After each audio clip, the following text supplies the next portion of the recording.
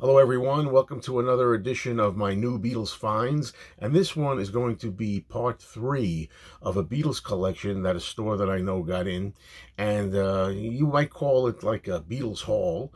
And just to refamiliarize people with this, this was a collection that was gotten in, a big Beatles collection, and little bits and pieces are coming out at a time. So this is going to be an ongoing series as I acquire more and more, and I'll keep you updated on this. I don't know how many chapters it's going to be in the long run. So in the meantime, we'll just take it one day at a time, one step at a time. All right, to start off with, I'm going to show you this album. It's a double record set. It's called just Doll's House, which I believe Doll's House was going to be the title originally, I think, of the Beatles' White Album. I think that was one of the titles that was in the works. You could see Doll's House. All right. This was a double album set that I had back in the day, as I say, maybe late 70s, very early 80s, probably more like the early 80s. And it was in my original Beatles collection. You know, I've been making videos now on the Beatles and stuff that I've been picking up for 10 years now. And as I always say from the very first video, I'm trying to get my stuff back, a lot of it. And now here we are. It's almost going to be 10 years getting back into vinyl. And I've already, I mean, I made a huge dent the first year or two. I had made a huge dent already, and now, I mean, there's very, very little. I can't even really remember things that I need anymore from the original collection, so I'm doing good on there. But there's all kinds of different things on here. There's solo stuff here and Beatles stuff. Like, for example, with the Beatles, you have the Beatles live in Adelaide, Australia from '64, that concert. But then you have things like Paul McCartney promo spots for Ram. You have Junior's Farm live versions of that. You have John and Yoko doing basic Cold Turkey, the one-to-one afternoon show. So there's stuff that's really not that much of a highlight, some of it anymore. It used to be bigger. Old Siam Sir from Paul, a Wings demo. You know, it's a mixed bag of stuff here, group and solo. Next up, I have what's called the Traveling Wilburys Volume 2. And Traveling Wilburys Volume 2 is really interesting. It sounds a little on the fast side. I played some of it. It sounds like sped up a little bit, but that's the beauty of having a turntable with a pitch control, which I like. You can bring the pitch down slightly to make the sound right. So yeah, there's various versions here of songs that we know, and at least one of them on side 2. That's kind of unusual there on the second track. So yeah, Traveling Wilburys. This item here did not have a cover. This is just a record all by itself, but I found it intriguing and I picked it up. And what this is it's called the Beatles Tribute Album, and it's probably a boot, but there was an album that was officially released of Beatles novelty records in 1982. So if you remember it, I forget what it was called. I don't know if it was just called Beatles Songs, or forget the title of it. But anyway, I double-checked before I bought this just to make sure these were not the same tracks that had been officially released on that album. And luckily, this is not the same material. There's stuff on here that's not on the other. I'm gonna just name some of these records, and it's good to have these Beatles novelty records songs together in one spot. So here's some of the titles: We Love You Beatles by the Carefrees, A Letter from Elena by Casey Kasem. That's interesting. A Letter to George Harrison, I think, more or less, that was kind of read by Casey Kasem.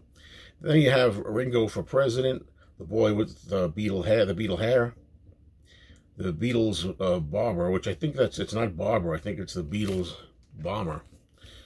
But anyway, Beatlemania Blues, Christmas with the Beatles, The Other Ringo.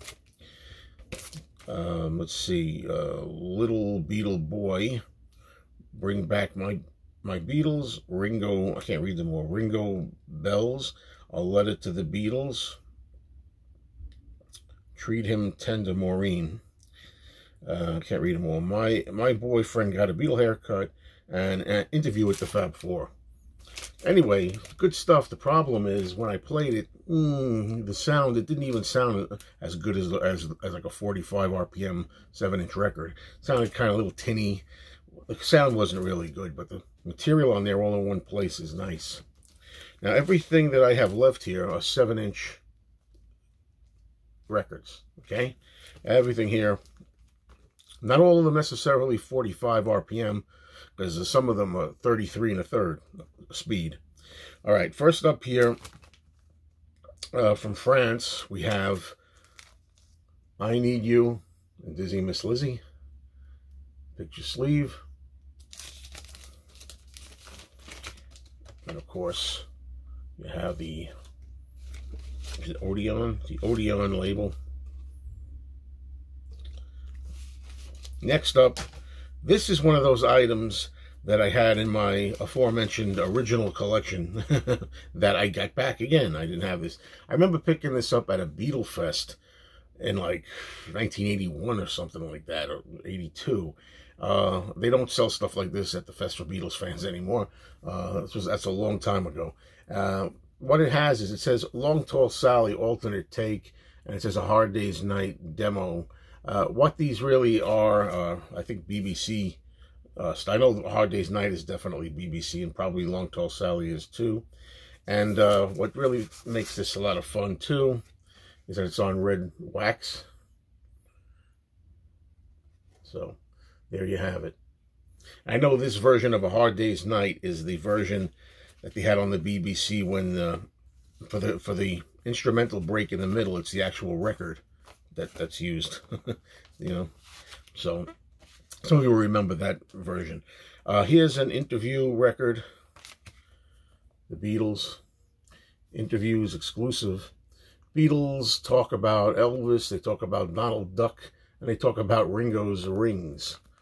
And then side 2 says Dave Clark 5 talk about the Beatles.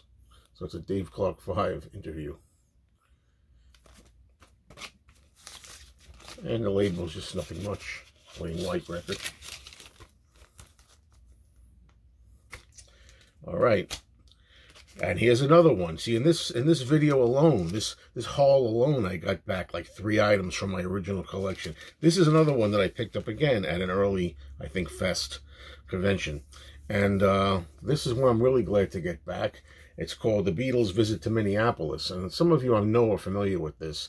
It's got a press conference. It's got She's a Woman. It's got Twist and Shout. Everybody's Trying to Be My Baby. But what I really, really like about this the most is a track, if you will, down here called, you'll see it, Jerk with a Badge.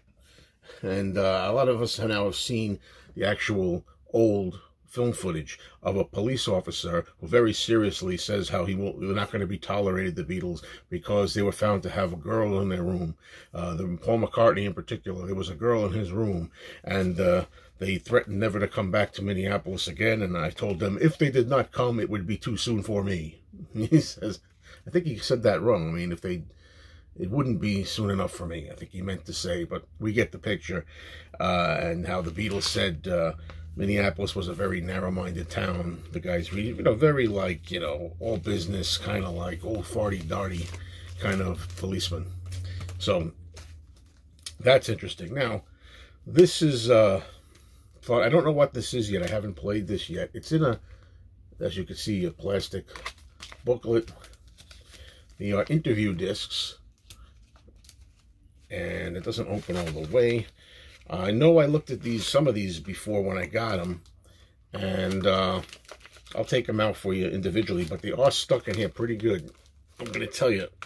Oh, here we go. This one here, for example, this George Harrison interview disc. All right.